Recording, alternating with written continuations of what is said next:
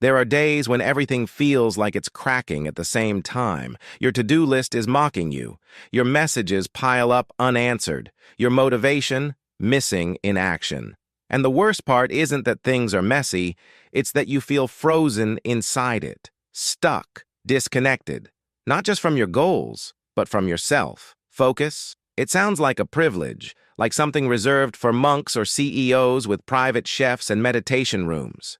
But here you are, trying to stay focused when your brain feels like a broken radio switching stations on its own. Here's a truth you weren't told in school. Focus isn't what happens when everything is calm. It's what you learn to do when nothing is. It's not about eliminating distractions. It's about learning how to exist despite them. Because life doesn't pause just because you feel overwhelmed. It keeps coming. And if you don't learn to reclaim your attention in the middle of the noise will write your story for you. Some people wait for the storm to pass so they can focus again. Others learn to build a shelter inside it. That's not inspiration. That's survival. And sometimes it starts ugly, confused, with shaking hands and a racing mind. But it starts. Staying focused during chaos isn't about becoming robotic. It's about staying human without falling apart. It's about building a kind of mental grip, not tight and desperate, but flexible, deliberate, and real. So how do you do that? How do you stay mentally alive and attentive when life is throwing emotional bricks at your head? That's what we're about to unpack, without sugarcoating, without magic pills. Just raw tools, mental shifts, and truths that might sting before they save you. Redefining your perspective. The first trap most people fall into during chaos is pretending it's not happening. They tighten their jaw, slap on a fake smile, and chant empty phrases like, "I just need to stay positive." But denial isn't strength. It's exhaustion in disguise. When you stop pretending everything is okay, something unexpected happens. Your brain calms down. Because faking stability is actually more draining than facing instability. Owning the chaos doesn't make you weak. It makes you available to deal with it. You don't need to love the mess. You just need to stop hiding from it. Let's reframe this. Imagine chaos as a magnifying glass. It doesn't create the cracks. It just reveals where they already were. When everything around you feels unstable, your mind starts pointing at the weak links, your routines, your priorities, your coping mechanisms. And here's the uncomfortable truth. Sometimes the chaos outside is just a mirror of the chaos inside. Reframing is not pretending that pain is beautiful. It's realizing that discomfort can be directional. It tells you where things are misaligned, where you're carrying expectations that no longer make sense, where you're trying to run at full speed with emotional weights tied to your ankles. Instead of asking, "Why is this happening to me?" try asking, "What is this trying to show me?" That single shift changes your posture. You go from victim to investigator, from passive to present. Let's be clear.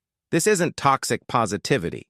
This is strategic clarity. It's saying, yes, my life is a mess right now, but this mess is showing me exactly where I need to rebuild. Think about that. What if your breakdown isn't a breakdown? It's a brutal kind of audit. A forced reevaluation of what's real, what's sustainable, and what's gotta go. That kind of honesty is terrifying, but it's also the beginning of a completely different kind of focus, one that doesn't rely on perfection or motivation, but on clarity and groundedness. And that's what this part of the journey is really about. Not escaping the fire, but learning how to see clearly inside it. Focus strategies in the midst of chaos. Let's not pretend focus magically appears just because you want it to. When your brain is juggling 1,000 tabs, expecting deep concentration is like trying to meditate inside a nightclub. But that's the trap, waiting for mental silence to begin. You'll be waiting forever. So here's the real strategy. Don't wait for calm. Create micro-calm inside the noise. Start with your breath. No, seriously. Don't roll your eyes. Your breath is the most disrespected tool in your entire nervous system. It's free. It's always with you. And it's the only way to tell your body, hey, we're not being chased by a tiger. We're just overwhelmed by deadlines and self-doubt. Try this. Inhale for 4 seconds. Hold for 4. Exhale for 6. Repeat for 2 minutes. That's it. You're not meditating. You're defibrillating your attention. It's a pattern interrupt that reminds your body it's safe to focus. Then come the micro goals. And when I say micro, I mean insultingly small. If you're staring at an essay, your goal is not to write the essay. Your goal is open the document, type one sentence. That's it. Because here's what nobody tells you. Your brain doesn't hate work. It hates starting, especially in chaos. But if you can trick it into beginning, momentum kicks in. Clarity doesn't lead to action. Action leads to clarity. There's also a mental reset you can try called one room, one rule. You pick one physical space and assign it only one mental task. Your desk, just for creating. Your bed, no emails. This compartmentalization reduces cognitive overload and tells your brain what's expected, just like training a dog with specific commands. And when distraction hits, and it will, use a reset phrase. Something short, real, punchy, like back to now, or just this. A reminder that no matter how fast your mind is spinning, your task is still right in front of you, waiting patiently. And don't forget this. Your attention span isn't broken. It's exhausted, overstimulated, fragmented by 100 invisible pulls. Give it fewer things to hold, and it will hold them better. Now pause. Really think. What's one micro action you can take right now while watching this? Is it closing a notification, taking a breath, putting your phone face down? Do that, because every time you choose a micro movement, you send a message to yourself. I'm still here.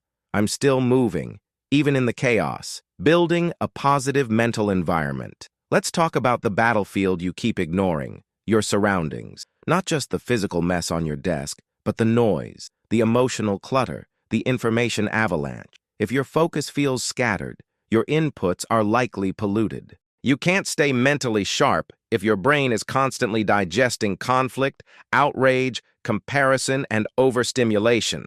It's like trying to focus while someone is screaming nonsense in your ear, except that someone is your phone, your feed, your own thoughts looping through worst-case scenarios. This is where you take control, not with perfection, but with curation.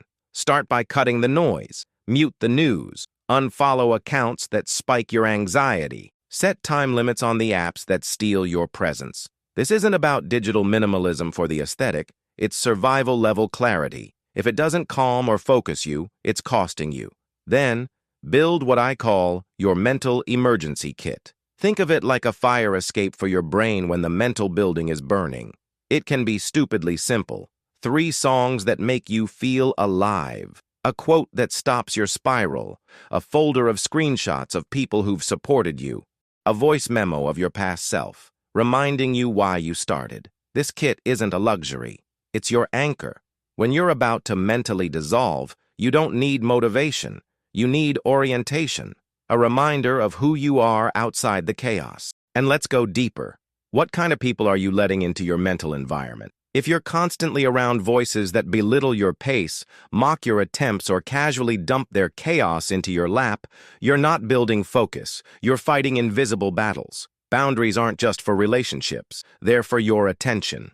Try this. Assign an energy rating to everything that touches your day. Your conversations, your content, your routines. Anything under a 5, cut, delegate, reduce, ruthlessly. Because your focus is finite, and most of it is leaking. Now ask yourself, when was the last time your mental environment actually supported your goals instead of sabotaging them? Maybe it's time to stop trying to stay focused in a storm and start building a mental room where your attention actually wants to stay. Your focus is the turning point. Here's the most brutal truth no one wants to admit. Your focus is the only thing you can actually control, not the outcome, not the speed, not the chaos around you.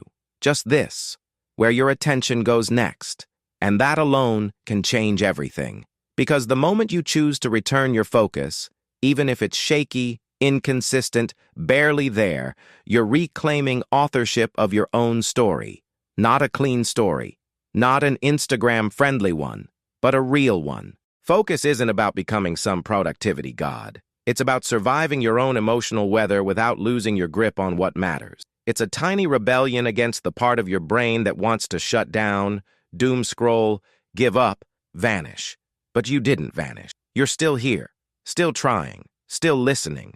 That means something. It means the version of you who's clear, grounded, and in motion, they still exist, maybe buried under layers of distraction and self-doubt, but alive. And that version doesn't need perfect conditions. It needs one decision: stay with the process. So pause for a second. Breathe. What would happen if, for the next hour, you acted like your focus was the most powerful tool you had? What would change if you protected your attention like your future depended on it? Because maybe it does. And here's the thing. None of this works unless you work it. This video isn't a solution. It's a mirror. And mirrors don't fix. They reflect. So what are you seeing right now? What's the one part of your life that's not chaotic but neglected? Drop it in the comments. Not for me, for you. Let your own words echo back at you later when you forget again. Because you will. We all do. And when that happens, come back to this. You don't need to feel perfect to act. You don't need full clarity to begin. You don't need the world to calm down before you move forward. All you need is one honest choice. Focus on the next real thing. Then the next. Then the next. That's how it begins. That's how it continues. Let the world stay messy. You stay focused.